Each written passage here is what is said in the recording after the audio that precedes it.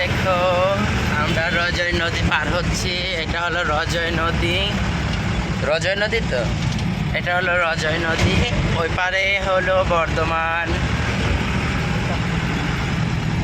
আমি আছি, এই যে আমার মামনিমা আছে, সাথী ড্রাইভার দাদা আছে। এই যে আমরা যাচ্ছি সব কিছু জিনিস আনতে এক জায়গায়, পরে বলবো গাছ।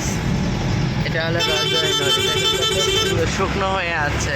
এটা ঝড় বৃষ্টির পরেও কোনো জল নেই, পানি নেই, ঠিক আছে। এটা রজয় নদী।